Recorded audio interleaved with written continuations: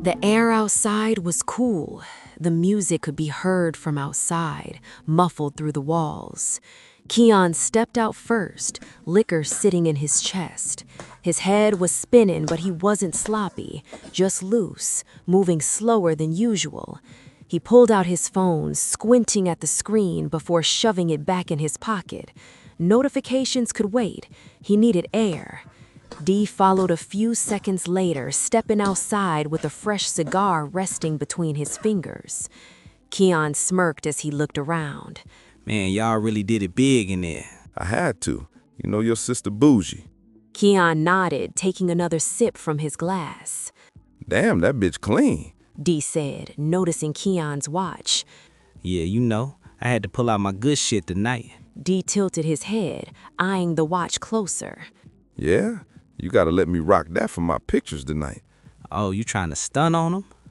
Keon handed it over without hesitation. All right, just don't get used to it. That's one of them ones. Dee took it, admiring the watch, running his fingers all over it. A one-of-a-kind luxury timepiece, solid 18-karat gold with a thick, heavy band. The bezel was flooded with small, perfectly set diamonds. On the inside of the band was the small engraved initials, M.E. He stood there, frozen, his eyes locked onto his wrist. That watch, Mike's custom watch, the same one his brother had on the night he was robbed and killed, the one that was never recovered. Dee felt the world around him blur, his blood boiled beneath his skin. There was no mistake, no coincidence. That watch was Mike's, and the only way Keon had it was if he was the one who took it. His fingers twitched as his blood boiled. The decision was already made.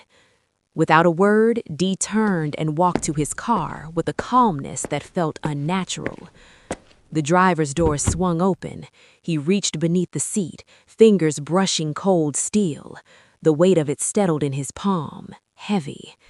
Closing the door softly, he turned back toward Keon. Each step felt lighter, easier, like this was always how it had to end. Keon was still standing there, scrolling through his phone, oblivious. Dee raised the gun without warning. The first shot slammed into his chest, knocking him back. The second shot tore through him. A sharp gasp left his lips as his knees buckled. He collapsed. Blood pooled beneath him, seeping into the cracks of the pavement. Inside the venue, the music stuttered. The DJ's hand hovered over the mixer, lowering the volume as murmurs spread through the crowd. Is those gunshots? Lena's heart dropped. Wet Diod, she said, voice trembling. People rushed toward the exit in a frantic wave. She shoved through the crowd, her heart nearly beating out of her chest. Her hands shook as she pushed open the door. And then she saw him, Keon, on the ground, and Dee standing over him, gun still in his hand. Lena's scream ripped through the night. She ran to her brother, falling to her knees, grabbing his face with shaking hands. Keon, no, no, please. Tears streamed down her face, her voice breaking with every sob. The life drained from him in her hands. Dee homeboys stood frozen and confused. Lena mother let out a wail that shattered the night. Lena looked up at Dee, her face streaked with pain and betrayal. What the fuck did you do? Her voice cracked. Dee didn't answer. He couldn't.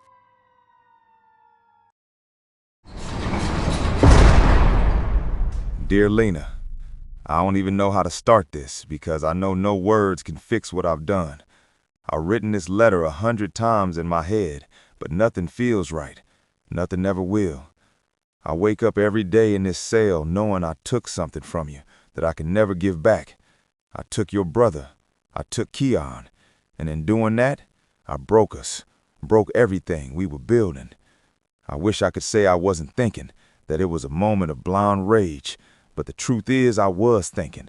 I was thinking about Mike, about the years of pain, about the nights I stayed up wondering who did it, why they did it. And then I saw that watch on Keon's wrist, and I snapped. I let my anger make the choice for me. And now, I have to live with that choice for the rest of my life. But what hurts most is knowing you have to live with it too. I can't imagine the pain I put you through, the betrayal you must feel, the loneliness. I think about you every day, about our baby. It eats me up knowing I wasn't there when he came into this world, that I missed his first cries, the first time he opened his eyes. I should be home, holding both of y'all, doing right by my family. Lena, I know I don't deserve your forgiveness. I won't even ask for it. But if nothing else, I need you to know that I love you. I love our son. No matter where I am, no matter how much time passes, that will never change. And because I love you, I want you to have the life you deserve.